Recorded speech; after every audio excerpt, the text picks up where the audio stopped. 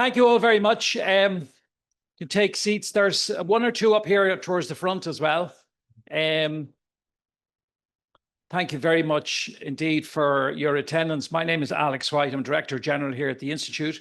It's my great pleasure to welcome you all here this afternoon for this, what I know is going to be a really stimulating and interesting event, Getting Ireland AI Ready. So as I say, welcome if you're here in the room, welcome if you're watching online, as many people are. And I'm sure, along with everybody else, very much looking forward to hearing what our stellar panelists have to say, but in particular, what our guest of honour, if I may describe her as such, Niamh Smith, Minister for Trade Promotion, AI and Digital Transformation, which must be one of the most interesting and exciting even roles in government at this time. So Joyce O'Connor, thank you very much, the chair of our digital group here at the Institute. Thanks for all the work that the group does. And I'm going to hand over to Joyce now, Professor Joyce O'Connor, to introduce the speakers and to moderate the event. Thank you very much, Joyce. Thanks very much, Alex. And thank you. And good afternoon to all of you here today. We've a great event today, Getting Ireland AI Ready. What a really topical and important one that we're going to look at. So it's a warm welcome to all of you here in the IIEA, North Great Georgia Street, and to our online audience. This event today is organised in conjunction with the Economic Regulators Network, the ERN, which is a cross-sectoral group of economic regulators in Ireland. I think it's a really important development over the last number of years. The ERN is composed of the Central Bank, the ComReg, CCCP, Coimisiún, Meán, CRU, the National Transport Authority, and the Commission for Aviation Regulation. And all these regulators meet on a regular basis. And they approach the IIEA to have this event today, to not start the discussion, because the discussion has started, but to have a nuanced discussion on AI and how ready we are for that event. My name is Joyce O'Connor, and I chair, as Alex said, the digital group here at the IIEA. So it's my pleasure also to welcome our keynote speaker, Minister Niamh Smith. As I was saying to Niamh, our minister, earlier today, the last time I saw her was at the weekend on television, speaking again on digital transformation. And I think, Minister, you bring an energy and passion to the subject that's really very welcome. So we look forward to your presentation. We're also joined by a stellar panel here today. Jean Carberry's Assistant Secretary, the Department of Enterprise, Tourism and Employment, Dr. Harsh Padot from our Professor, Harsh Padot from DCU, Noel Doody, Managing Director of Data and AI from Accenture, and Trevor Fitzpatrick, Head of Risk Analysis, Data and Analytics and Reporting Division at the Central Bank of Ireland. So we look forward to your panel and our panel discussion. But we will begin with a keynote speak from the Minister.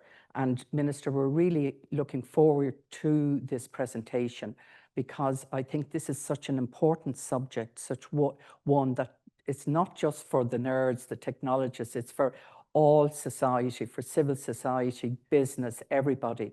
And I think you bring that kind of approach to it that will be inclusive. So we look forward to your presentation. Thank you very much.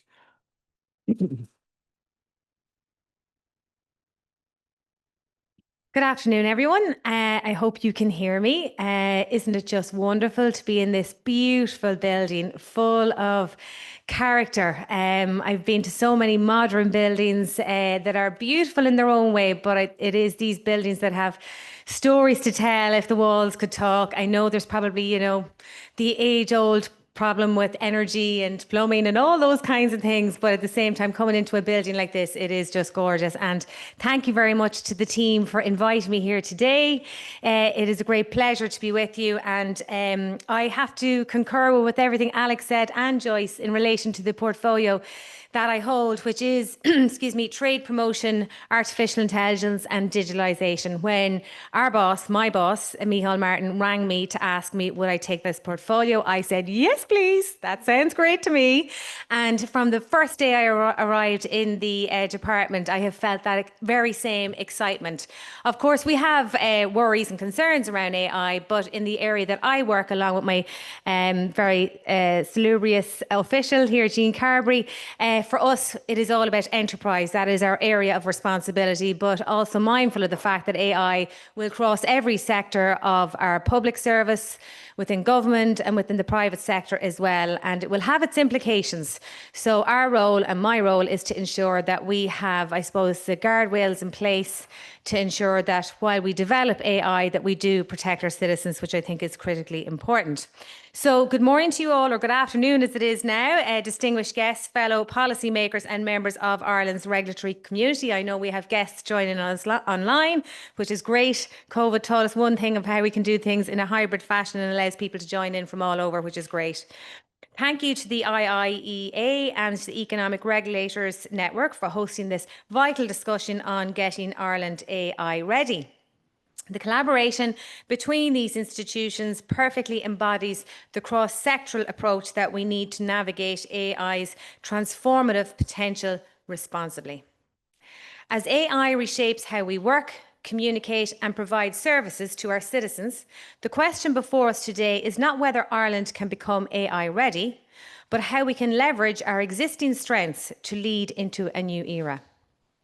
Ireland's excellent regulatory ecosystem and regulators provide us an excellent foundation upon which we can build our AI leadership. The Economic Regulators Network gathered here today represents decades of regulatory excellence.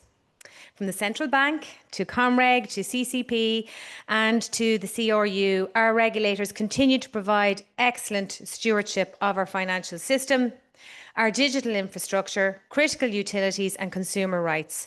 And Ireland has cultivated a regulatory environment that is both robust and innovation friendly.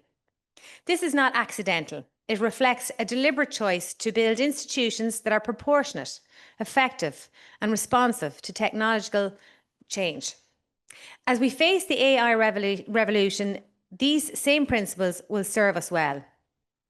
Ireland's national AI strategy, AI Here for Good, refreshed in November 2024, provides our roadmap for becoming AI ready. And I have to say, before I ever landed in the department, I was hugely impressed how the department itself and our officials have been so agile, because as we know with AI, it is ever changing.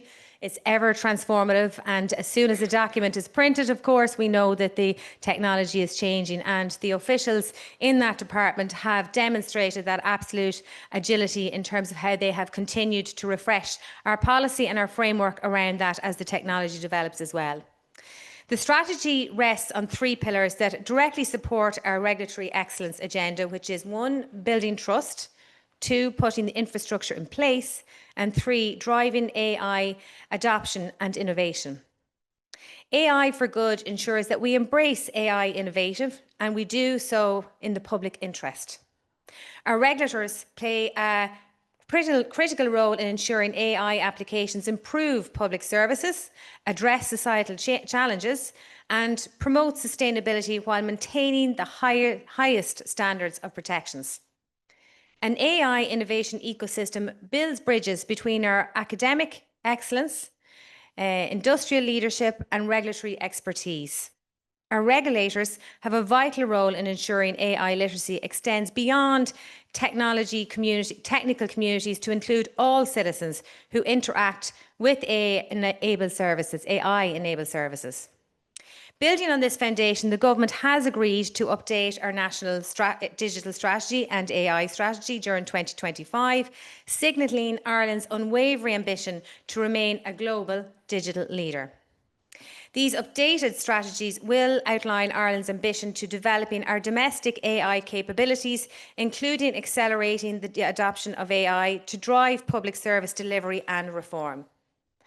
Our commitment to regulatory excellence is embedded at the highest level of government. And I know recently you would have seen my colleague Jack Chambers, responsibility for public expenditure, announcing the AI guardrails, if you like, around our public service, which is critically important as well, and just shows how it does come from the top down and also from the bottom up, if I may use that expression for my own area as a Minister of State, that we are doing it across all government departments. Our commitment to regulatory excellence is embedded at the highest level. The Programme for Government 2025 positions AI as a cornerstone of Ireland's future development and outlines a comprehensive approach to the technological transformation across sectors from education to law enforcement. The EU AI Act is a watershed instrument in the governance of AI. The government is fully committed to the comprehensive implementation of this landmark legislation. And I'm pleased to share with you that that work is well underway to deliver a well-resourced and efficient implementation, which will provide certainty and, most importantly, transparency for our businesses and citizens alike. And I know my good colleague and official, Jean Carberry, will refer to that more in her panel discussion today. Ireland is not just preparing to be AI ready. We are positioning ourselves to lead in an AI era. Our regulatory excellence, built over decades and strengthened by our commitment to proportionate, effective oversight, gives us a foundation that few jurisdictions can match. The collaboration between the IIEA and the Economic Regulators Network hosted here today's events demonstrates that cross-sectoral approach that will define our success. Only by bringing together policy expertise, regulatory experience and industry insight will we drive the responsible AI development and adoption that we are aiming for. Ireland's ambition is to become the jurisdiction of choice for responsible AI development. In a world where AI governance is becoming increasingly complex, Ireland offers something unique: a regulatory environment that is sophisticated enough to handle AI's complexity, experienced enough to adapt to technological change, and trusted enough to maintain public confidence. We will continue to invest in our regulatory capabilities, supporting our regulators' professional development and ensuring our regulatory framework evolves with the technological advancement. As Minister for Trade Promotion, AI and Digital Transformation, I am committed to working with all of our stakeholders, including our exceptional regulators, to ensure that Ireland harnesses AI transformation with the potential and while protecting the values and rights we hold dearly. The AI revolution is upon us, and Ireland is ready to shape it. Through regulatory excellence, we will ensure that Ireland's AI future is one of innovation, prosperity and trust. So thank you all very much for listening to me today. I would love to be here for the discussion among the panel, but just to wish you all well and enjoy your afternoon. Gur míle maigad gath.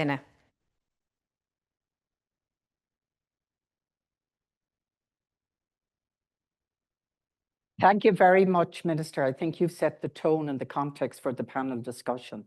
I think in many ways, it's interesting you've said that we're not just ready, but we're in a position to lead. And that's maybe something we'll come back to, because, as you said, it's all cross-sectoral. It's about integration of departments, academia, civil society, industry, can't forget industry, and all of those coming together.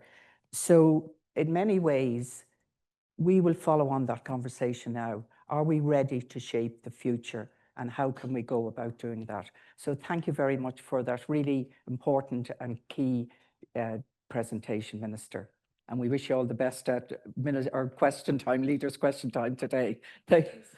Yes, thanks very much. Thank you. Thanks very much. We'll now move on to our panel discussion.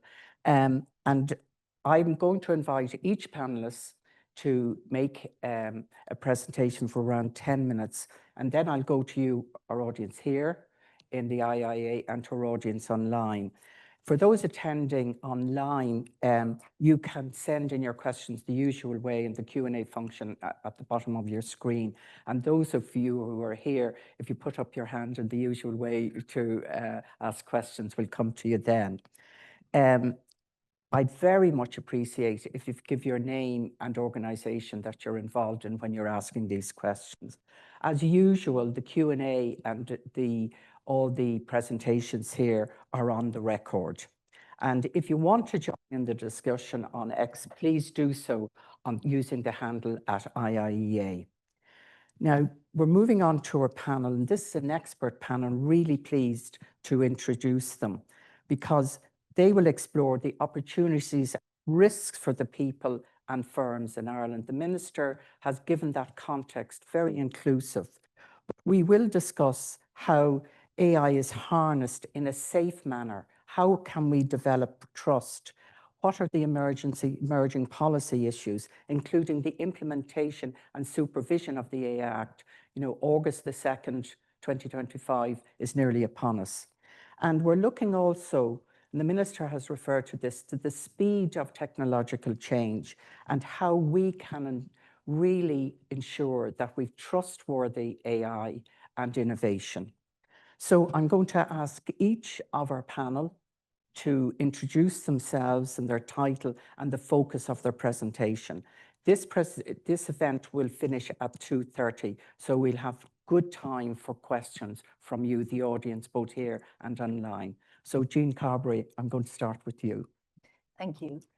So I'm Jean Carberry. I'm an Assistant Secretary at the Department of Enterprise, Tourism and Employment, and I lead on digital. So do you want me to go into my presentation? Yes, please. Okay, Yeah. great. So in January, a group of officials went over to Silicon Valley on a fact-finding mission and it convinced me more even than I already was convinced that with every week that goes by, it becomes more clear that AI is going to completely change the way we work and the way we live. So one of the important roles of government is to put the guardrails in place to make sure that that can happen in a way that is safe for our citizens and for our workers. So a big part of my job is to create the governance system here in Ireland for the AI revolution. And I'll just talk about some of the elements of that governance system. So the primary text is the EU AI Act, which is a cross-cutting, risk-based instrument that governs the deployment and use of AI in the European Union. So the first thing to say about the Act is that it was specifically designed so that for most uses of AI, they will be very little impacted by the Act at all. So there isn't a big regulatory burden for most people who are using AI, because if you're using AI in a way that doesn't present any risks to health and safety or fundamental rights, then there are little, if any, obligations on you. So people using it for various efficiencies, people using AI on their phones, there's very little impact of the AI Act there.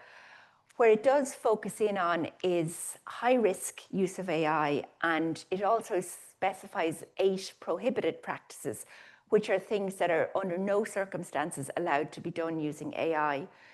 It calls out 12 high-risk products and 8 high-risk use cases. And so these are ways in which you can use AI, but in a very managed way. So once the controls are in place, the AI can be used for these purposes. But if you don't have the right controls in place, there are very heavy fines, up to 35 million. So it is an instrument with a lot of teeth for those high-risk activities.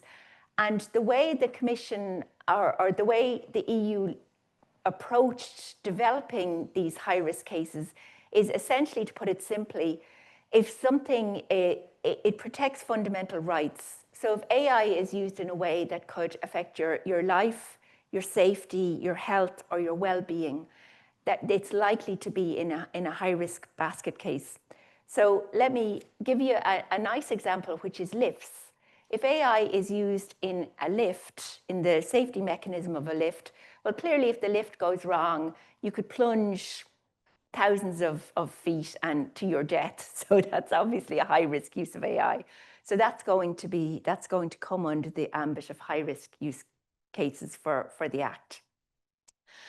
So the final category under the Act is transparency. So there are also areas where if AI is being used, it has to be disclosed that that it is in fact AI. So if you're talking to a chatbot, there needs to be a declaration that this is an AI system. It's not a human. So that's the final category under which AI is regulated under the Act. So and then at the 11th hour, there was also part of the Act, it moved away from the high risk piece because there are some provisions whereby generative AI or general purpose AI systems most of this is regulated at the use, but general purpose AI systems will be regulated at the actual development point of the chain. So, and that will be a Commission competency. And at the moment, codes of practice are being developed to give more detail to that piece of it. But here in Ireland, it's the Department of Enterprise which has been charged with giving effect to this Act. So we have there's a government decision that says for the high risk cases we will take a distributed model. So which makes a lot of sense, because essentially if you're looking at something like regulation of lifts, regulation of medical devices, it's the sectoral expertise that is important rather than the AI expertise. So we have a range of bodies across the system who are already responsible for these highly regulated sectors, such as Trevor here in the central bank, because clearly financial services is an area where AI could be used if it wasn't properly regulated to turbocharge mis-selling or various bad things.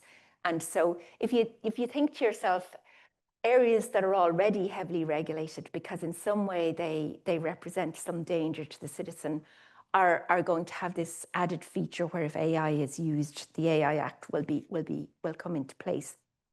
But so that's the market surveillance system. We then will be putting in place a central authority which will coordinate and make sure that that all of the market surveillance bodies are working in tandem together. It will also be the lead regulator for the prohibited practices, and it will make sure that there's a streamlined and uniform approach across the Irish system to implementation of the AI Act. Now, unfortunately, I only have a couple more minutes before my 10 minutes is up.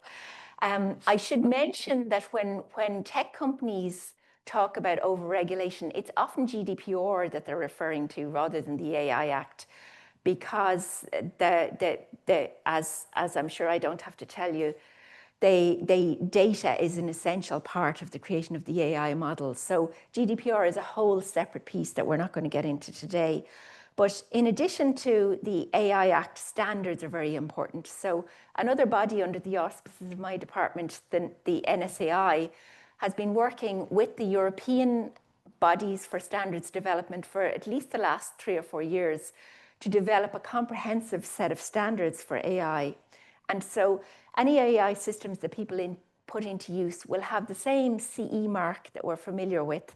So all of your toys or products that you use have this little mark to certify that they are safe.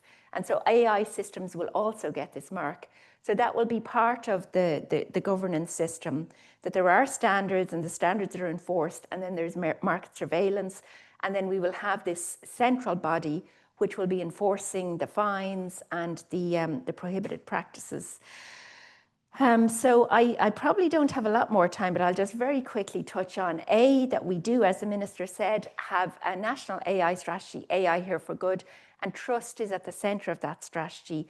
So everything we do is to make sure that people feel safe and secure in using and harnessing the great power of AI.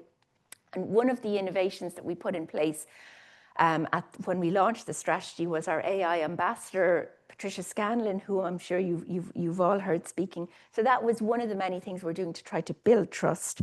And Joyce is telling me I'm at the end, so I'll just give you a teaser. The impact of AI on the labour market is an emerging issue. So that may be something we might want to discuss at a later point as well. And certainly something that in our department we're very close to. So thank you for your attention.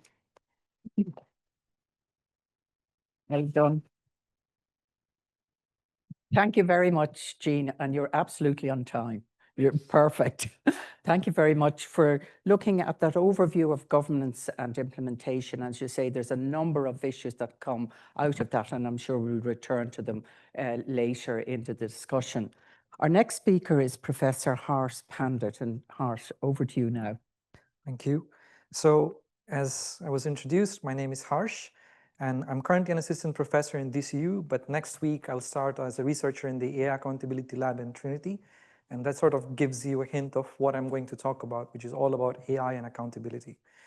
So to start with, I think it's very pragmatic to be realistic about what is AI and where is the reality versus where is the hype. So yes, both the benefits are true. It's potentially going to be drastically changing our lives. But at the same time, we have to realize that a lot of it is also hyped up, and we tend to focus more on where it will work versus where it won't work, because that's just the nature of the game. So the knowledge of where it does work and how sure are we about it, and where it does fail and how sure are we about that, and are we prepared to deal with the consequences when it doesn't work, I think that's the foundation framework that we have to establish both in the Irish society as well as in general life. But what does this look like? What does this depend on? So we say AI this and AI that, but in reality, AI is now two distinct disciplines. One is based on what used to be machine learning. So this is your statistical mathematical models where you take some data and you see, okay, what does the data tell us? Versus now we have the generative AI, which is dreaming machines, hallucinations. So it's generating things and you cannot predict ahead of time how it's going to work. So the nature of how these two different technologies work and how they operate and how they fail is very different. And which is also why the AI Act deals with them in two separate ways. So we have to understand that now we are dealing with two different types of AI and we cannot treat them the same way. And what this means is that it results in a very complex ecosystem where it's not just one entity deciding I'm going to use AI and I'm going to take my data, I'm going to develop my own generative AI model. There's a whole ecosystem of actors who collect the data, who train the model, who pass on the model, who refine the model, who turn it into a product, who then provide it as a service, to finally the entity that decides, okay, this is how I'm going to use it in my use case. The GDPR and AI Act model really operates at the ends of this ecosystem, just because it's very difficult to regulate everything from the start. But it means that a large part of this ecosystem is not subject to these regulations directly.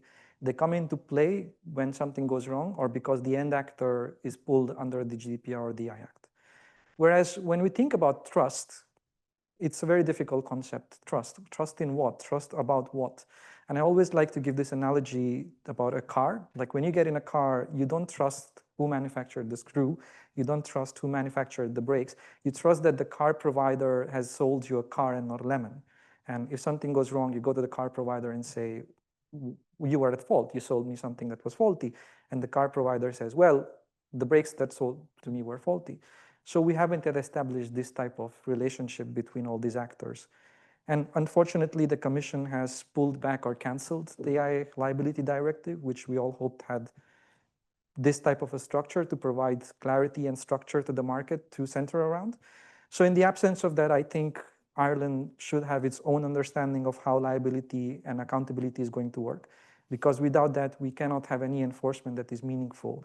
And it's an undue burden on only one entity who is using AI at the end, whereas what we want is the accountability to flow from the very start. This brings me to my second part, which is that when we talk about progress, we want progress with accountability, not versus accountability. So if you pay attention to the current policy scenario, the Commission has launched a very ambitious program on simplification. They want to simplify laws because they perceive it as a burden on SMEs and smaller enterprises, which is true.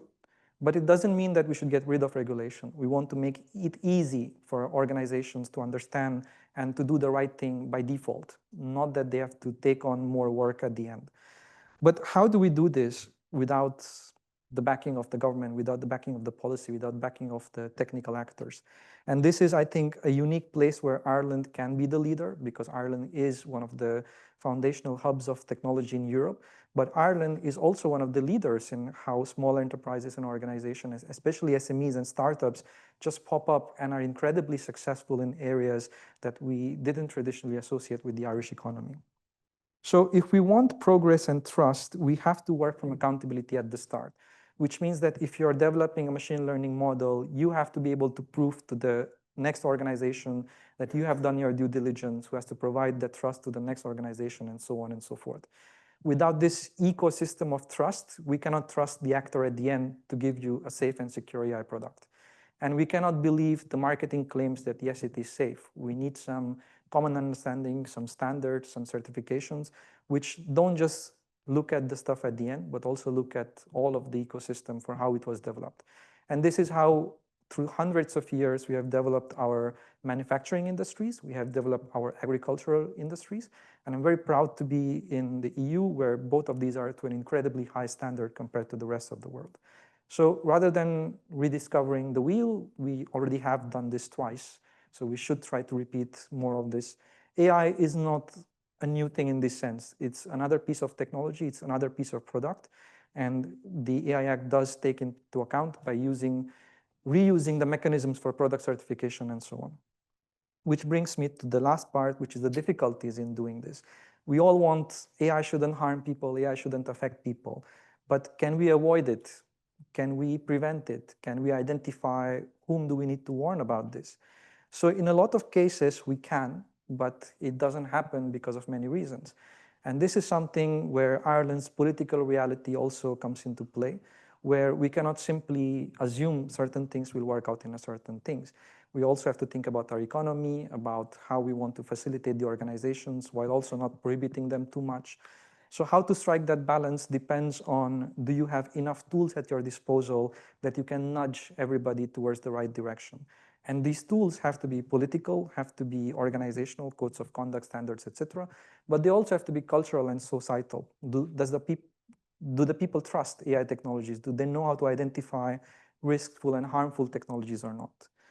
So when we do this type of research and we look at whether regulations like the AI Act will succeed or not, we don't study the AI Act in isolation. We study it in an ecosystem of other regulations.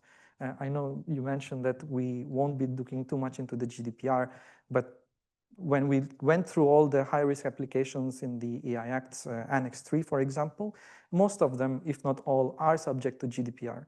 So the reality is that this is already including personal data by design. This is already including it by definition, which means that all of these cases will also be subject to the GDPR's requirements.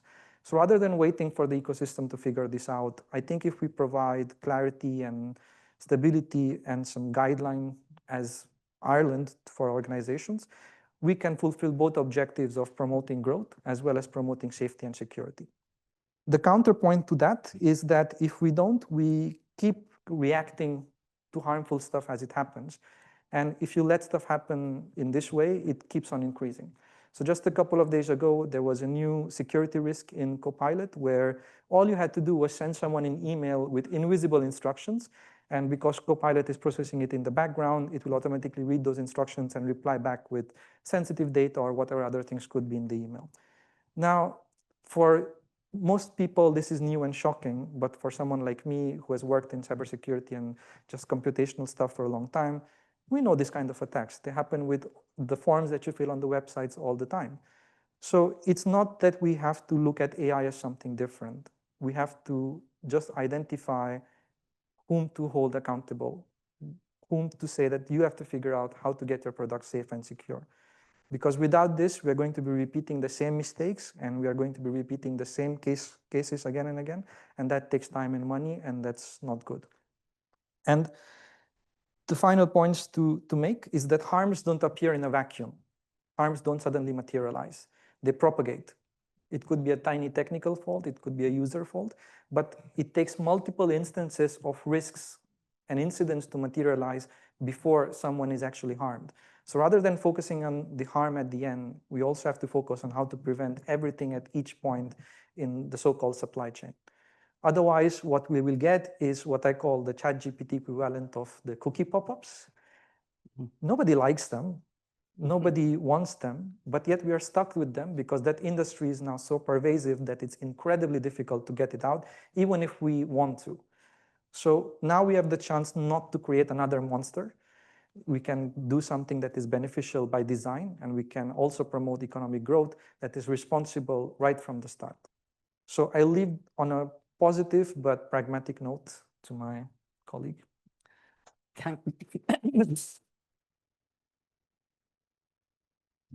Thank you very much, Harsh. That is food for thought, because I think you've emphasized very clearly the importance of accountability and trust, but also that we can learn from the past, that we can build on what we're good at and what we know. And of course, that has the benefit of engaging people on something that they're familiar with. We now move on to Trevor Fitzpatrick. Trevor, thank you very much. I was advised to leave the stage. Now I understand why, and then walk around. So I went to old school. I brought paper to an AI talk, which is says something about me probably in the stage I'm at in my life. So I just want to say thanks to the Institute on behalf of the ERN, and thanks to the Minister and to Jean as our AI board member for Ireland for being here as well. And thanks to the panelists and to you, the audience here and online. So we talked a little bit about AI presenting significant opportunities for society as a whole and for financial services. And I think Harsh touched on it as a little bit as well. That opportunity requires a balance of interests. So there's opportunities for us to be more productive, to grow, to provide better outcomes for society as a whole, and where there are risks, to make sure that we mitigate them in a proportionate and risk-based manner. So I wanted to step back a little bit, and I think also Harsh had touched on it. Why regulate at all? So why does regulation exist in the first place? So in a financial system, a well-functioning financial system underpins a well-functioning economy. And the economy is central to the financial well-being of our citizens, our businesses, and that's the same in Ireland and across the EU. So that's kind of important to remember, and it's maybe making things slightly unpopular given the current vibes around the world about regulation. But regulation provides certainty, stability, and trust. And I think a few of the panelists had already talked about that as well. So just maybe talk a little bit about the public concerns about AI. So despite its promise and all of the opportunities that it has, there is public concern about AI, and it's real. And that's understandable. So our DPC colleagues did a recent survey that showed about 61% of Irish people are concerned or very concerned about the use of AI in Ireland.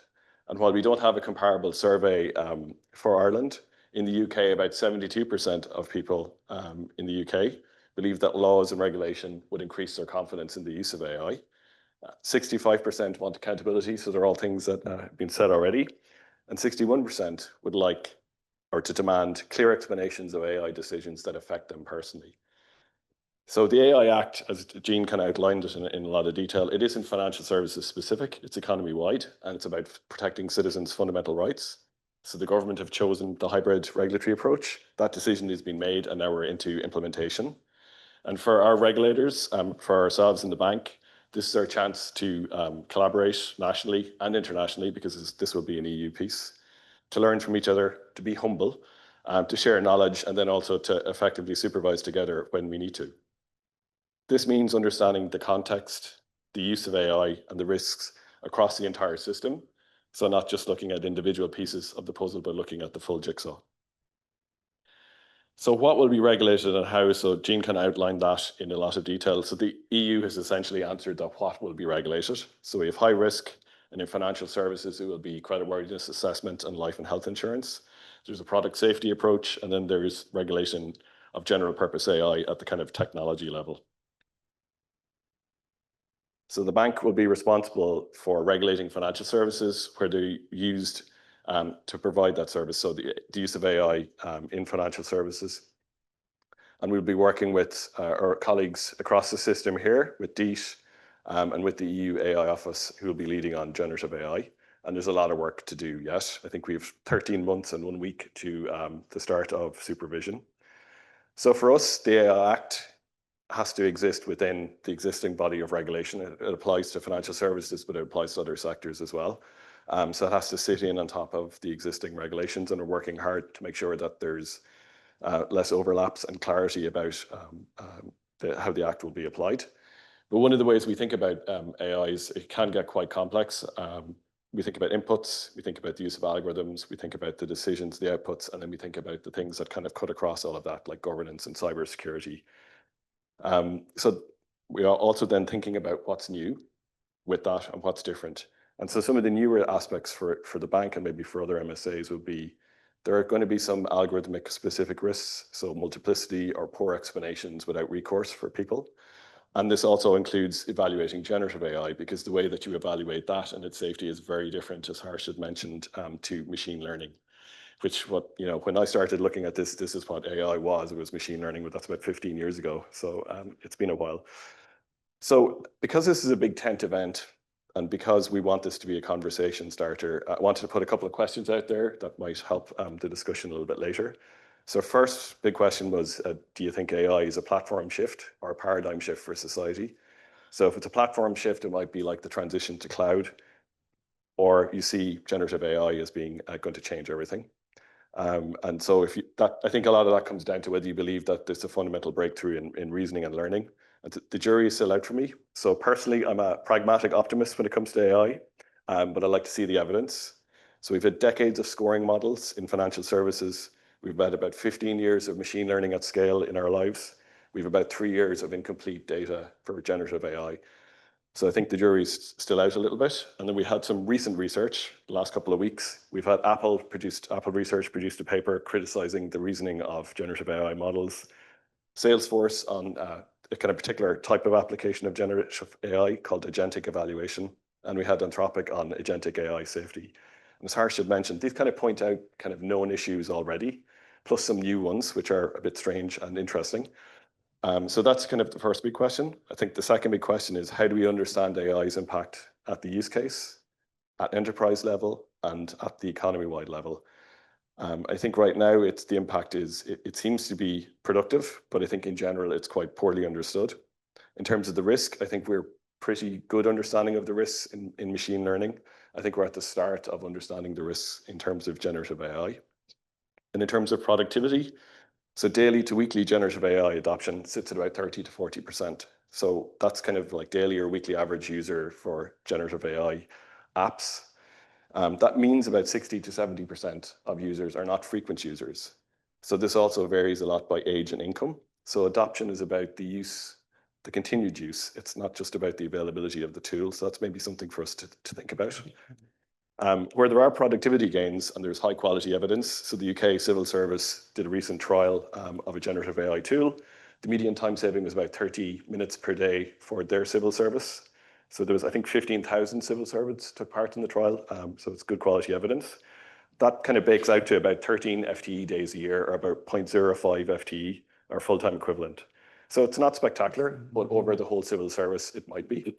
Our own internal experiments in the bank, where we've done a version of this on a much smaller scale, showed that there was about a 20 to 30% improvement in terms of quality and timeliness for some tasks. And then from other tasks, it was actually negative. So it affected your undertaking of the task badly. So that kind of mirrors the emerging knowledge about kind of knowledge work research. I think we made a lot of progress in terms of understanding machine learning risks and capabilities.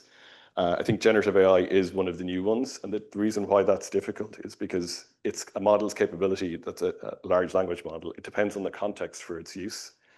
And the current approaches to evaluating this context are kind of brittle, which means that your evaluation science is just at the start of getting to know how to do that as well. So that's very interesting. We're happy that we've got lots of representatives from academia and industry here as well that will also help maybe develop some better evaluation standards in future. The third kind of big question is the velocity of development. I think all of the panelists so far have touched on this, and the minister did it in her way as well.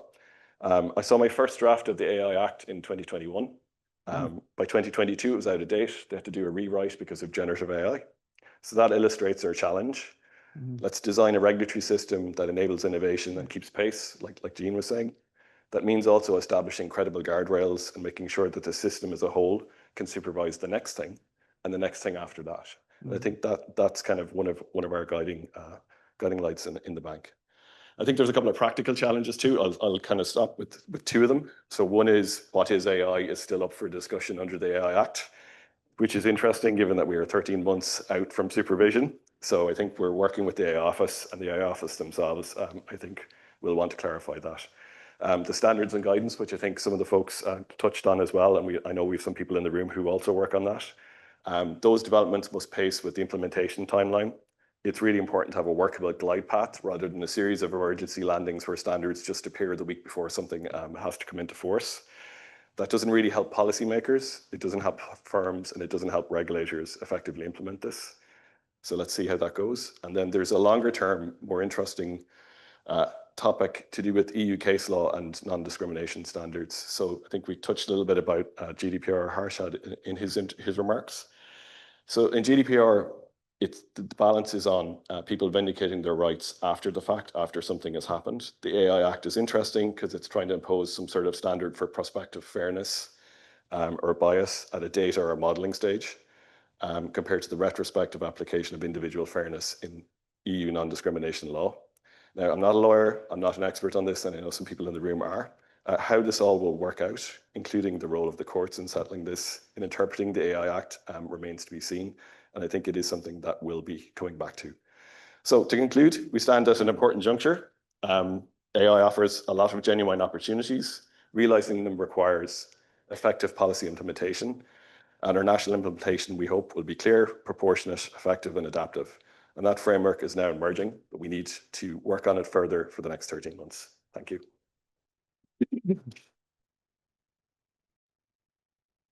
Thanks very much, Trevor. I think you set out the opportunities very clearly, but I think in the series of questions that you posed, I think which were really important, it raises the issue that this is a continuous development and the need for clarity and having a system that is responsive all the way through the changes, not only in the technology, but in also expectations of people, in society as well. So thank you very much for that. Noelle, it's your turn now. Thanks very much. Thank you. Thanks, Joyce. So as I said, my name is Noelle Toody. I lead the data and AI team in Accenture Ireland. So Accenture is a global technology consultancy. And I'll just be talking a little bit about some of our research on AI and generative AI, and also what I'm seeing in terms of the application of these technologies with our clients across all different industries, in Ireland in particular. So similar to Harsh, I actually think of AI both almost before ChatGPT, so before November 22 and after, so the BG and AG. So I guess some of the characteristics, before ChatGPT, I worked with a lot of clients who were using machine learning statistical methods very successfully to, do reporting, generate insights, diagnose problems, predict and forecast different events, and also to optimize different things. And those people would typically, they would be quite heavily involved in technology and be using very structured data and be using quite specific and in some cases quite niche tools to do so, and have to have the skills to do that. And then I think the advent of technologies like ChatGPT, it allowed people to interact with this technology in a much more natural language way. So it was much more accessible. The information, it opened it out to both structured and unstructured information as well. And as the Minister and a number of other people have said, the technology has evolved at a very, very rapid rate. So we're seeing the models become more performant in terms of their accuracy. We're seeing, kind of the lowering of cost in terms of the amount of tokens you get.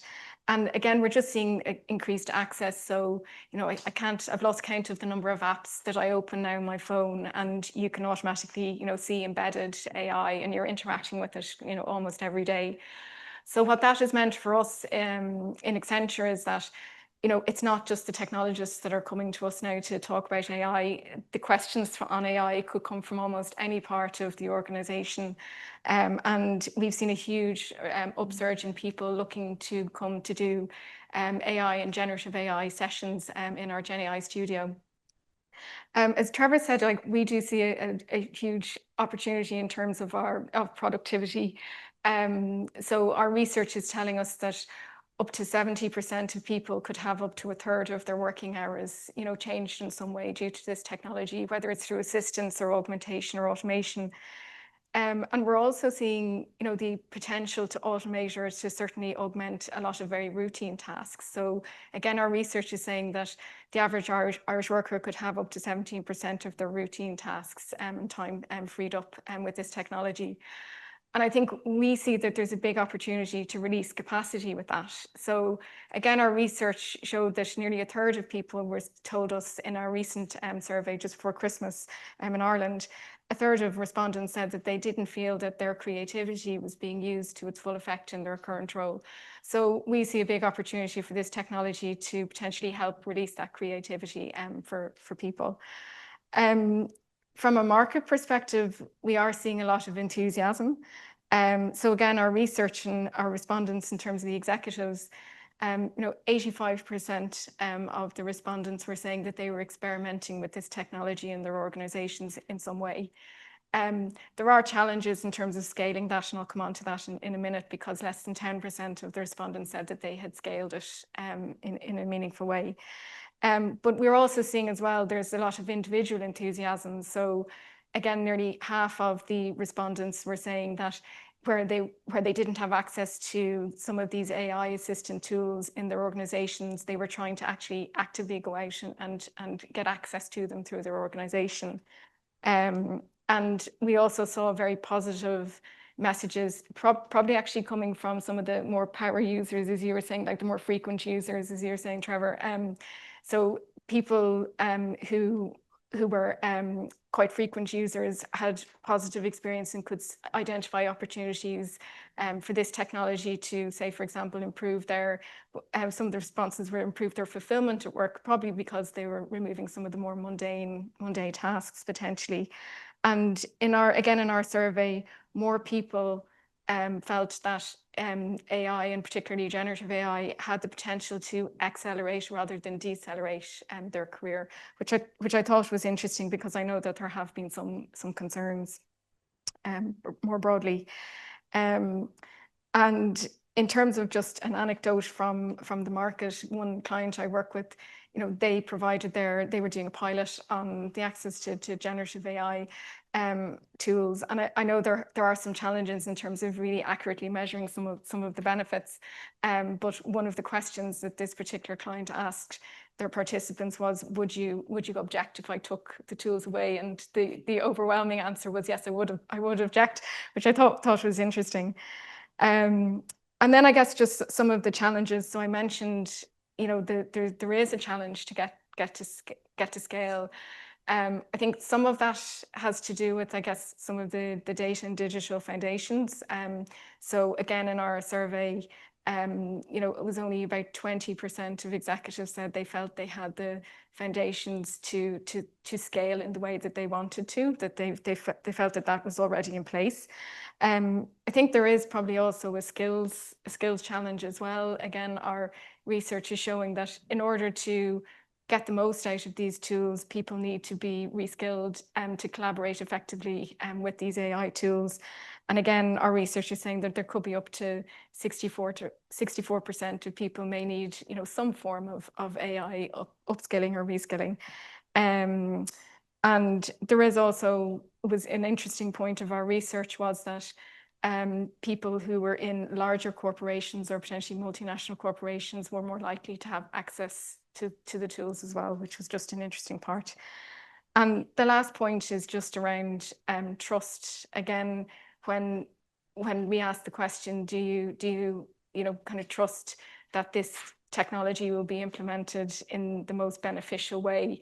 Unfortunately, less than half of the respondents responded positively to that question. One thing I am seeing, though, with individual organizations is I do see a real sense of responsibility with this technology. So just two examples, one organization that I'm working with, they have run a number of successful pilots, but they have specifically said they do not want to scale until they are comfortable that they have the right responsible AI frameworks in place. And then another organization that I'm working with, they actively have disabled or deactivated some particular functionalities that they had access to, again because they weren't comfortable that they could kind of govern and control them in the way that they wanted to. So I am seeing some very responsible behavior. And then I just close, I guess, by saying globally, Accenture has delivered well in excess of 1,000 generative AI projects at this point. And some of the, I suppose, key success factors we found is, one, being really clear about why you actually want to use AI, what's the value you're going to get from it, rather than just, something that you want to do, and using it for the sake of using it. The second one is around just building a very solid data and digital foundation. The third area is just thinking about the people impact, and that's what a lot of our clients always talk about when they're talking about AI, is the impact on people. And then finally is implementing it in a responsible and controlled way. Thanks very much, Noelle. Thank you. That's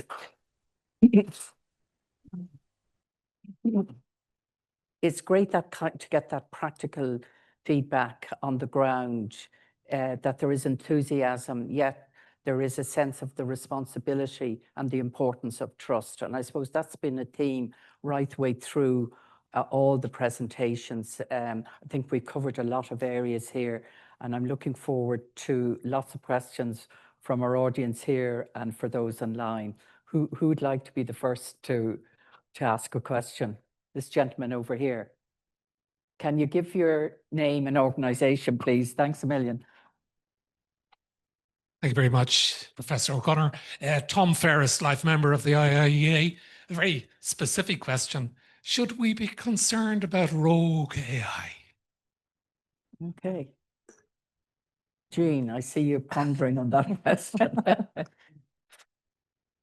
Well, yes, clearly AI, because the thing about it is it turbocharges people's ability to push out misinformation and to push out things we might not want, to make things happen. So that it's certainly something. There are a lot of areas where we do need to be concerned about the potential of AI being used for bad, but that underlines the importance of having the regulation in place, being very focused on those areas that we see as high risk. And we're leveraging a lot of actors around the system, including, for example, Coimisiún Meán, looking at that misinformation piece. There's a lot of work going on using artifacts, etc., so that we can know whether something is AI generated or not, and it can be labeled as such and identified before it's sent out there. So that's where people like Coimisiún Meán come in to play. So again, that's why we are going for this distributed approach to enforcing the AI Act, because we're able to pull together all the expertise and knowledge across the system to help us in combating the potential for bad and that rogue piece. Would anybody else like to come in on that? Okay. This gentleman here in the audience, and then over here. Thank you. Hello, I just want to say thank you. Really, really great panel. My name's Sean Fay. I'm the founder of an AI company, an Irish startup. I'm also a different ambassador, so I'm the first Dublin ambassador for people with a disability, and I'll turn to the relevance of that in a second. The thing I wanted to ask about is I think it's really important that when we talk about AI for good and trust, we need to focus on good. So as we speak, there is Food Cloud, an Irish startup whose machine learning platform is optimizing the distribution of food to where it's needed most. And we need to know those positive stories and to talk about them more. My own company, we don't start from a nirvana. So Ireland has the lowest level of employment of people with a disability in Europe. We shouldn't assume that we're starting from great and we're walking towards harm. There's the scope for us to start in a better place and come forward to a more positive outcome. And we have to put that on stage, because we do err towards trust and risk, and I get the reasons for that, but I just always want to try and turn up and speak up for the scope of good, better, and the fact that that's happening here in our own Indigenous companies.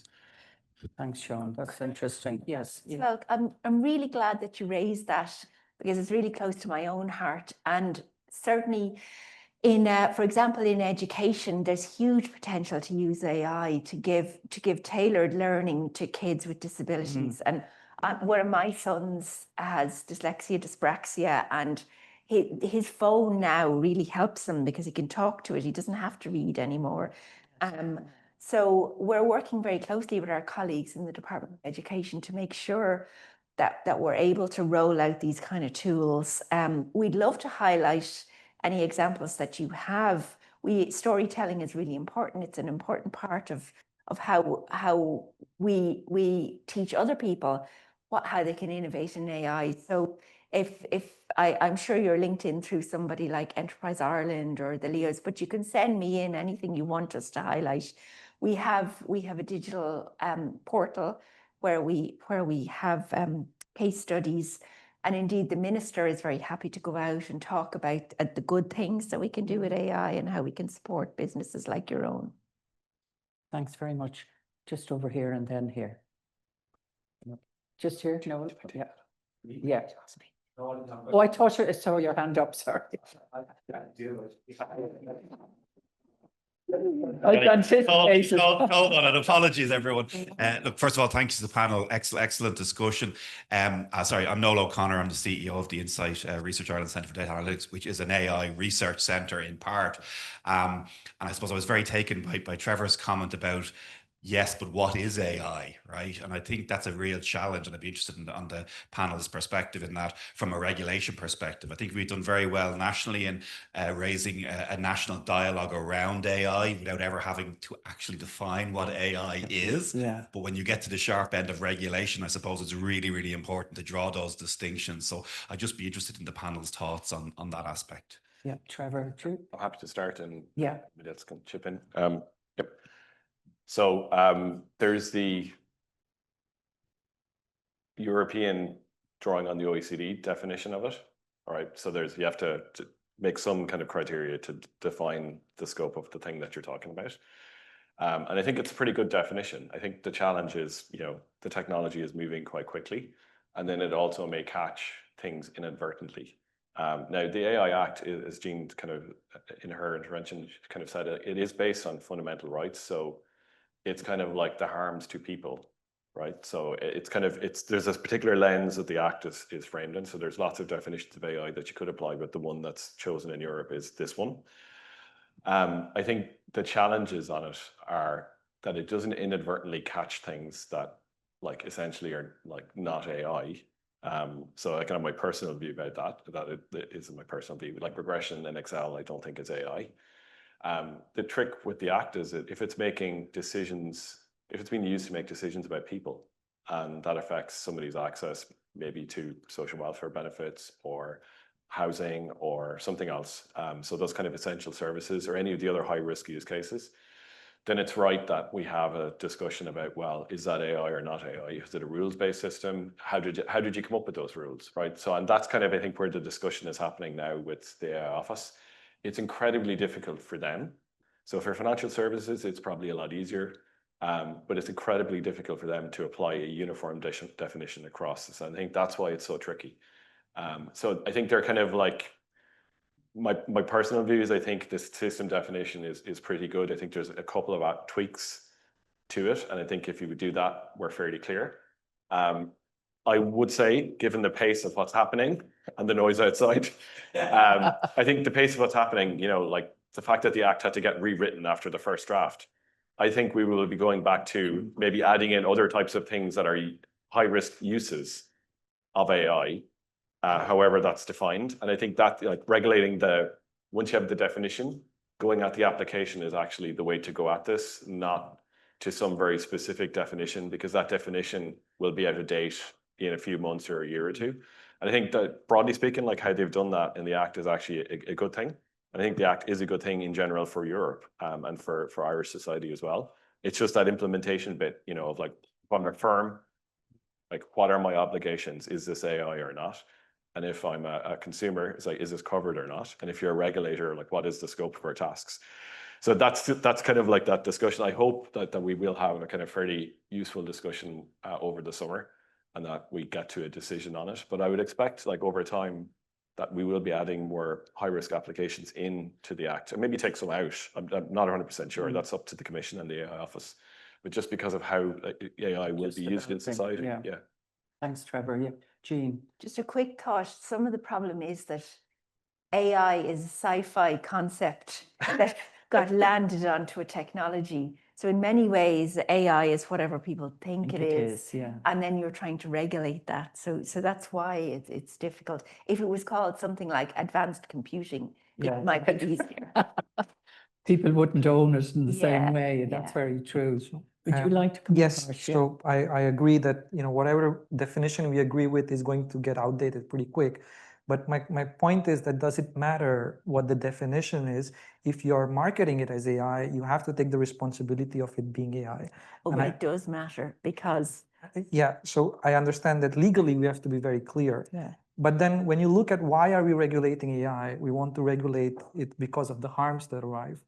So whether you arrive at those harms through the use of software or through the use of a specific technique is less important than the definition. So having the ability to keep the definition up to date is more of a market and educational perspective. And we do have implementing acts precisely for this reason, to keep the definition updated. But what matters is it changing the way the act behaves? Because, for example, now we have AI agents, and that's creating a new problem. Of course, they're still AI, but they work completely different from what we have had at the time of the AI Act. So I think this is more of a legal challenge in terms of whether you really want to have a rigid definition or you want a good flexible framework that you can keep reusing for a long time while updating the definition. Well, the problem is that there are very specific requirements imposed by the Act if something falls within the definition of AI. Yep. So if I can give you an example of my colleagues in social protection have gotten great productivity benefits from using algorithms, which are very rules-based. There's no risk whatsoever involved in them. If they do fall within the definition of AI, they'll have to stop using them because of the governance. Yeah. So we need to know, is it AI or is it not? And if it is AI under the definition of the Act, then there's a whole lot of additional, and in this case, it would be entirely unnecessary governance that would have to be put on top of something that is essentially just a rules-based algorithm that works very well and has managed to ensure that people get their welfare checks much faster than they did before. It's been thoroughly assessed for risk, but if it were to inadvertently fall within this definition, that's just an example I'm familiar with because I've spoken a lot to colleagues about it. It would bring on a whole lot of unintended consequences, including the fact that it just wouldn't be economical anymore to use it. And thus, it would take people longer to get their welfare checks and we'd have to employ them, et cetera, et cetera. So it's not as simple as... I agree. I was coming at it from the other side, where you hype it up that we are using AI, but then argue in court that you're not. This is a bit like Fox because News. it's fashionable in a sense, is it? Yeah. So this is a bit like Fox News saying Fox News, but arguing they're an entertainment company in the US courts. When the AI Act first draft came out, we sat down and went through the definition, and turns out that if you're using Excel, the spreadsheet software, you're using AI. So, you know, it's very challenging to nail down the definition, and the computer science field has been trying from the 60s, so we haven't succeeded yet. So can I come in on that one? So I think it's a great question, Noel, and you know, it's a good discussion because I think there's a variety of answers that you can give to it. So I think Jean's answer is important too as well. So like conceptually, it's difficult. You have to agree on some definition to write a law, right? So there's concepts and how it's interpreted. I think like part of the challenge from like a regulator point of view is if you need to take enforcement, that you need to kind of say why you're enforcing and what powers you're using. So for the bank, you know, it may or may not matter that much. We have other powers that we could use, and like if it's not AI under the Act, but it's causing some harm and it's an algorithm or something like that, then there's other powers we can use. That doesn't work that way for some of my other colleagues. They need some specific powers. So that's the kind of like, it is almost a legalistic kind of point, but it is related to enforcement and ultimately about whether the Act is kind of seen as being successful, not because you're taking enforcement, but because you stop bad things happening in the first place.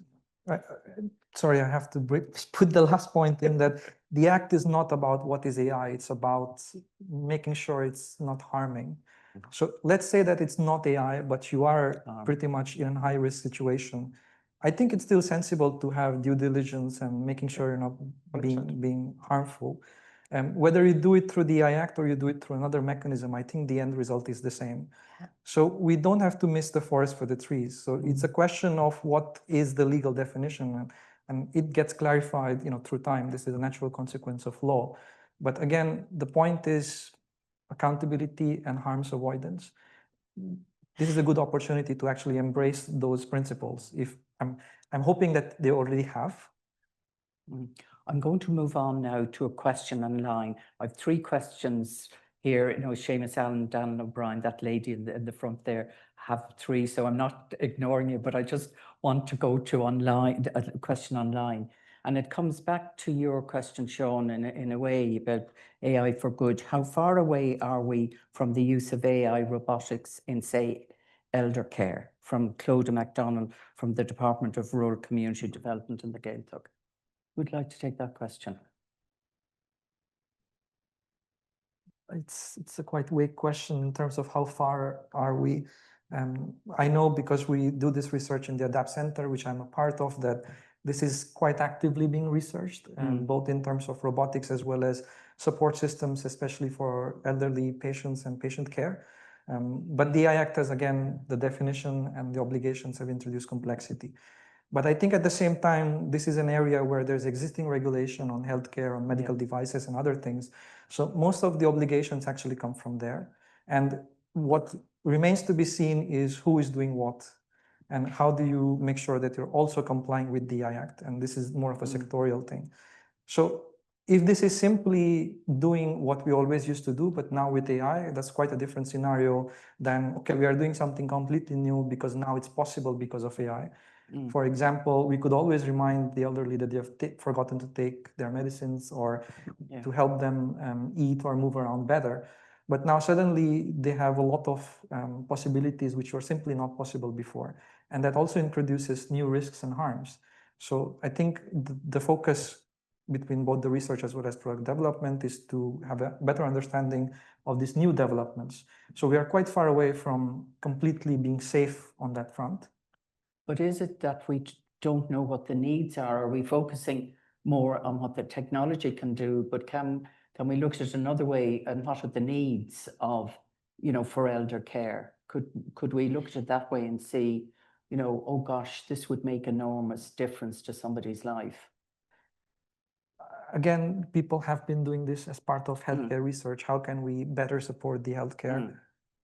But what they're now realizing is that, again, new opportunities are possible because AI is present. So yes, in the sense of that, we are still discovering what we can do, what we can support with. And this is also the spirit of the new initiative for European health data spaces, as well as the Health Information Bill in Ireland to promote communication between hospitals, precisely to exchange information to enable this. Thanks, Harsh. Seamus. Sorry, Noelle, you want to come in? Yes, sorry. One point there was just around, I think there's, in addition to kind of thinking about tasks that can be done, there's also an opportunity in terms of capacity release. So I attended a talk by a lady who has a company that does robotic cleaning of hospitals. So you could see an application whereby some of these types of tasks can be roboticized, if you like, but then that frees up capacity elsewhere in the system for other kind of care needs. Yes, and that's your point, that it is releasing capacity as distinct from taking over something. It's just moving in another direction. Thanks, Noelle. It's been a really great Irish startup in that space. So Leonard Donnelly and a company called Arts of Us, and machine vision learning of someone falling down. Where's Mike? Sorry. Can you repeat that, Sean? Yes, sorry, I've got a good memory of these things. So a really good entrepreneur called Leonard Donnelly had a startup 2016, 2017 called Art of Us, based in Cork, West Cork. And that had the machine vision of people falling down. So it would have cameras in the home and it could tell the difference between me tripping over and an elderly person falling over and automate the care to that person. So we've had great good intervention. I think he was a little bit ahead of the market, but Yeah. we've had some great stuff in that space already. Thanks for that. Seamus, you've been patient waiting there. Yeah, thank you so much. I'm Seamus Hallen, a researcher here at the IIEA. Thank you so much for all your great presentations. So I have two quick questions. So the first one you've touched on, but I'm wondering, what do you think about the challenges of deciding what is high-risk AI, particularly when that gets tricky due to the context? So there's a lot of discussion about the function of the application or the sector where it's used. But as Jean mentioned, you have the social welfare example, or you might have an application intended kind of for a very low risk use, to help you improve your writing, but the same tool could be used for screening CVs and so on. And I'm wondering, how tricky does that get in practice, and how do we deal with that challenge? And my other question then is on the liability framework. I'm just wondering, do you have thoughts on what the liability framework looks like, or how clear it is, and where the challenges might arise when it comes to the responsibilities between developers and deployers? Thank you so much. Thanks, Seamus. Trevor, would you like to? Yeah, I could take the high risk one. I think Yeah. maybe the Liability. chip in. Yeah, so I think there's a conference on at the moment called FACT, which is like a big AI conference. It's on in Europe, it's on in Greece, but I was virtually attending yesterday, and I'll be going back there this evening. But they had a great paper. I haven't read it yet, and it's about avoiding. So it's a mix between avoidance and evasion. Avoiding some of the classifications under the AI Act, and it's a useful way of thinking about the incentives not to classify things as high risk. So there's a mechanical answer, which is the Commission decide what high risk use cases are, but it's based on the inputs from some of the advisory groups underneath the AI board. So there's sector specific regulators, there's across sector groups as well. And then there'd be the scientific advisory panel too. So there's kind of enough, like, let's say, civil society or wider input, as well as sector specific kind of regulators that see things that like might be high risk. I think it will be an interesting one to look at, like classifications, once we get the definition issue kind of sorted. And then there will be like probably one of the first or second things that you would look at. You say, well, okay, what's not high risk from a supervisory point of view? So you kind of always want to look at where the boundaries are. And a lot of the time it is, it's judgment, it's definition. If a company has documented like the rationale for it, how the thing was developed, how it's applied, and the expected use, and it follows those things, and it's not high risk, then it's not high risk. So, so I think the Act is fairly clear. There will be a bit more in terms of guidance next year, in terms of how to draw those boundaries from the AI office. So I think it's kind of that is, I think, reasonably clear. That's not to say that there still won't be incentives to avoid doing things or to do things that say they're not high risk, and they are. There always is across multiple sectors, because economic incentive to use AI and or even just to badge it as AI, it means you could maybe make more money now. So that's how the economics of it work. Thanks, Trevor. Harsh, would you like to take the liability?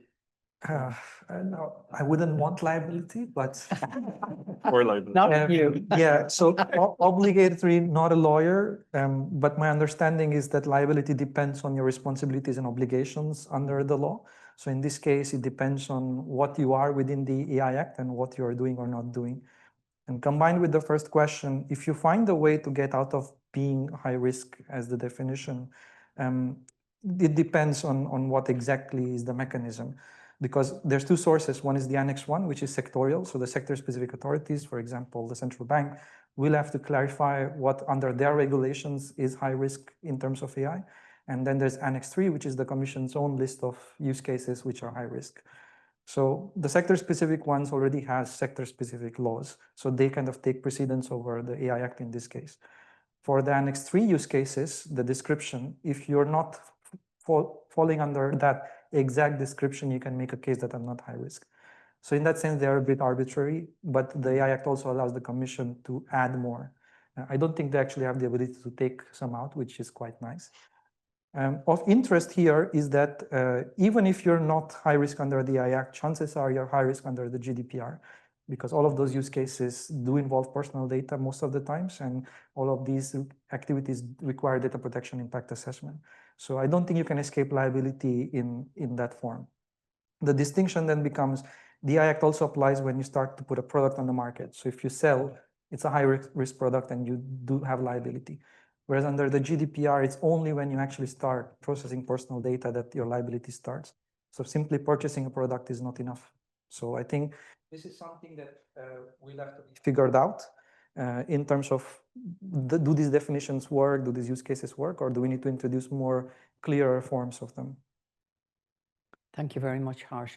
Dan O'Brien down there at the want to add back. something? Thank you very much. Did you want to come in? Well, I was just going to say, with your example there, where you talked about using it for writing versus using, it's not about the user, it's about the use. Yeah. So, for example, if a bank uses AI to do something like control the lighting in a room, that's nothing to do with Trevor. But if they use it in order to and incorporate bias on how someone accesses credit, well, then that's where the central bank have to step in. Yeah. So if you just think about it in a very logical way, what the Act is trying to prevent is that the things that AI can do, which is introduce bias or be based on poor prior data, and you want to make sure that those things aren't happening. So that's where they're high risk. So it's all about decision making and At that level. controlling access to things. Thank you, Dan. Thanks to the panel. Dan O'Brien, Chief Economist at the Institute here. Slightly off the regulatory question and issue. What do the panelists think about the employment effects of AI? Will it destroy more jobs than it creates? And I ask the question because the first time I started paying attention to AI was when a friend who owned a business laid off 3 out of 4 of his marketing department because he was able to use AI. Thank you. Thanks, Dan. Noelle, will I start with you? So, well, I don't have the exact numbers in terms of like the total kind of productivity impacts versus the total, I guess, kind of new services. But like some of the research I've read has identified a number of ways that AI will generate kind of new roles. So, say for example, you're going to need prompt engineers, which wasn't a job, didn't exist as a role a number of years ago. You'll need people to actually verify and validate the models. So we believe that there is kind of the opportunity, one, to create new jobs around the kind of the management and implementation of AI. I think there is, as I mentioned earlier, I think there is also the opportunity to, once if people are freed up from some of the, I suppose, kind of more mundane tasks and using creativity to create new services, solve new problems, I think there's opportunity there. But I suppose in terms of the exact numbers, like in terms of net, I'm not sure. I don't know. I haven't read any research that gives the net, I guess. Harsh, would you like to come in and then Jean? I think you can go first. Thank you. I'm inclined to think when Trevor asked that question earlier, I think this is a paradigm shift, and I think it will disrupt labour markets. It will change jobs, but I'm 100% sure it will create a lot of new jobs. And I think it's not just about, I think we need to stop thinking about the world as it is, but as it could be. And so the beauty of AI, like for example, a lot of coder jobs may no longer exist, because now instead of needing to know how to do code, I can just talk to an AI system and say, I want you to do this, and it will do it. So we can all become coders. We will all be technology workers. So we don't yet know what the opportunities are, but I'm 100% sure there are loads of opportunities for entrepreneurs, and that as with every single wave of technology that we have seen, jobs go and new jobs come. And more, technology is now democratized, but there is a very important role for government to keep an eye on this and to be ahead of the curve, to provide skilling and the training, and to make sure that we are seeing what is coming around the corner. But I don't think that we should be. I've heard some people say, "Oh, we're all going to the glue factory." I don't think that we are. I think that just as with every other technology shift, it will actually grow the pie, and there will just be a whole load of new and interesting opportunities. Could I just add to that? Because one of my colleagues actually always uses the example of spreadsheets in Excel, that when they were first brought in, everyone said, well, we won't need accountants. That's the end of accountancy. Never. Whereas that's not the case, and it just becomes, as you said, Jean, a tool that allows that profession to work. Harsha. Yes, so I'm pretty sure people know about Photoshop. So Photoshop didn't kill the artistry industry because they adapted and started using it as a tool. So that's one option. The other option is that the current way that AI is trained, you basically steal someone's work because you don't compensate them, you don't acknowledge that you have reused their work, and now you're able to emulate or imitate that work. So whether we as a society allow this to happen or not, I think that's the question. So I wouldn't ask whether AI will get rid of jobs. I'll rephrase the question as, should we allow this or not? Because this is up to us. This is our society, our way of making policies. And that will dictate what kind of opportunities and jobs are available and what kinds are not. So if we allow the replacement of human labor and capital, of course it will happen because it's economically more efficient to run a machine than it is to run a human. That's just the fact, but it doesn't mean that you can simply replace a human with a machine. There's a reason why human intelligence and creativity are still present. This presents the secondary risk, which is that you take the incorrect decision of replacing humans with AI, as the US government recently attempted, and it kind of just blew up. So it's less a question of what AI can do or not do, and more a question of what we as a society decide we're okay with. So anthropomorphizing AI or the industry is not good. We should start thinking about our capacity of making these decisions. Thank you, Harsha. I'm going to take two questions, this lady here and this gentleman here. And we'll close. Thanks to the panel. Orla Quinn, I'm a board member here in the IIEA and former Secretary General of the Department of Enterprise. I wonder, could you comment on and I take the point, and it's absolutely correct, the sectoral approach from the regulation point of view, but we don't exactly have the best joined up regulators in Ireland, and I just wonder how that is going to work better. And maybe the second comment I'd ask you, second question, just what is the impact of the regulatory structure in terms of Ireland's competitiveness, EU competitiveness vis-a-vis US, Asia, emerging markets, and how that will impact more broadly? I see we're ending on a high note here. Can I have this gentleman here? I don't know whether you're going to add to that, or is it something separate? It's a different one, actually. Okay. Brian Daly, member of the Institute. Just wondering if the AI Act had been there 10 years ago, would it have impacted on the social media companies and the impact that seems to have emerged on the impact on young children, their mental health, and that whole area? And if it had been there, would it have made a difference? But also going forward, will it have any impact on that issue? Thank you very much. We'll start with that. I think, Trevor, you can't wait to answer this. Well, if I could just have a comment, I spent about 5 years being put through my paces by Orla, and I'm glad to see she's not still here. And she won't let me away with any grandstanding.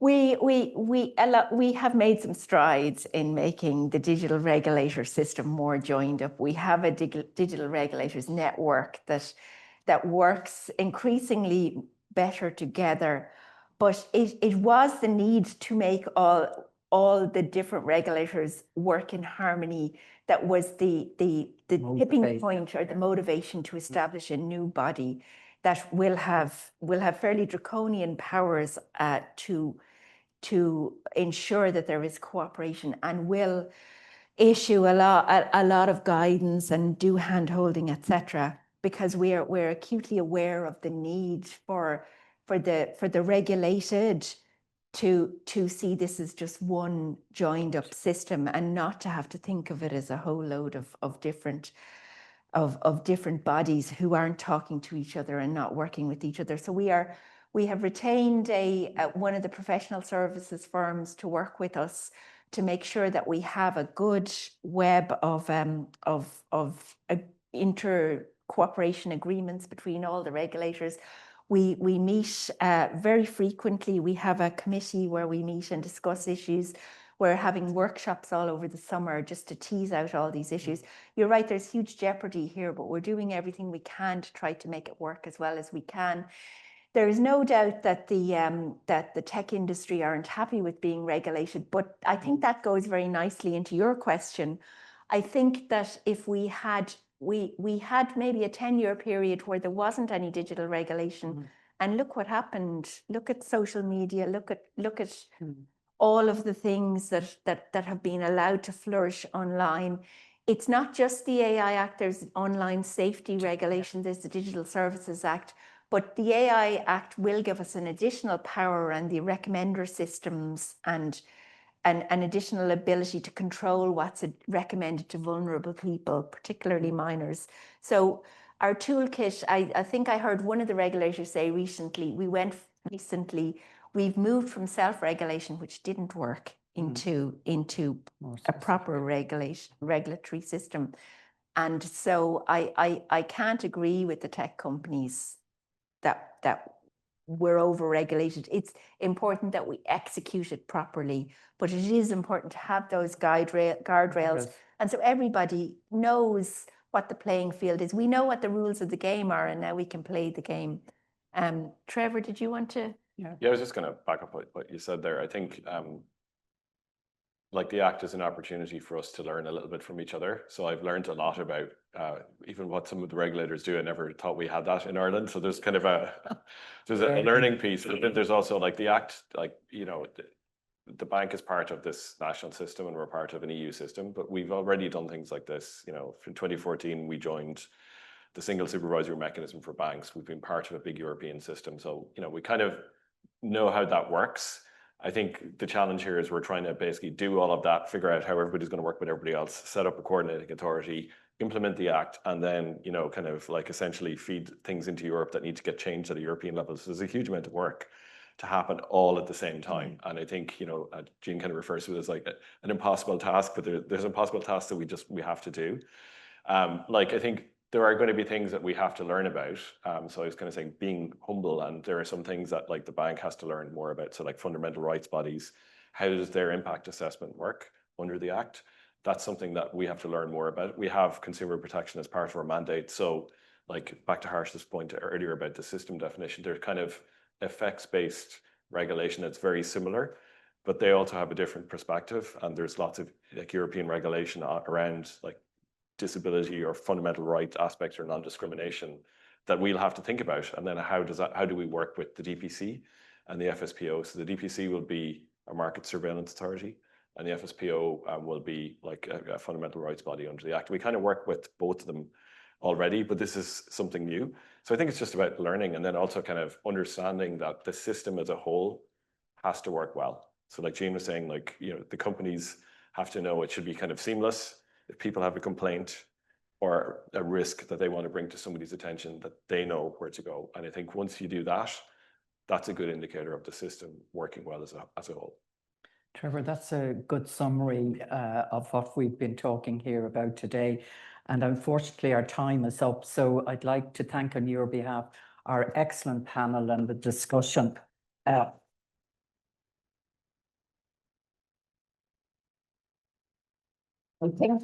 think the discussion brought out the complexity of all the issues, but you can see from every panel member here the intent, the purpose, but also the understanding that there's a lot done but more to do.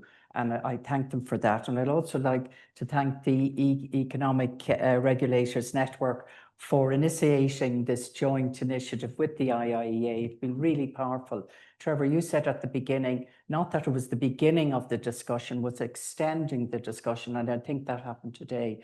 And thank you for that collaboration with our team. And to thank our team here, Lorcan Mullally on the production side, and our lady here, I'm afraid to, Heather, and our digital policy researcher, Seamus Allen, who worked very closely with the ERN on bringing this here together. And I think it was really, really good. I'd like to thank you, the audience, for your participation and for your questions and for your interest. And I can see the really enthusiasm. I think Noelle talked about that. I think there is an enthusiasm about who would have thought it, the AI Act, but how this is going to work in practice.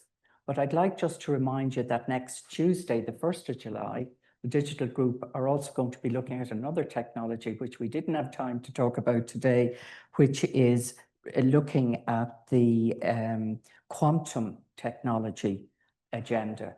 So that's coming down the line. That offers opportunities as well. So in a little while, that's what we'll be talking about. So we've got Gustav Kalbe from DG Connect, who's the acting director for emerging and enabling technologies. I think that's really good. We've been talking about emerging technologies, but enabling technologies, that's really what we're all looking at. So thank you very much for your attendance today. Hope to see you next week online and hope you have a lovely evening. Thank you very much.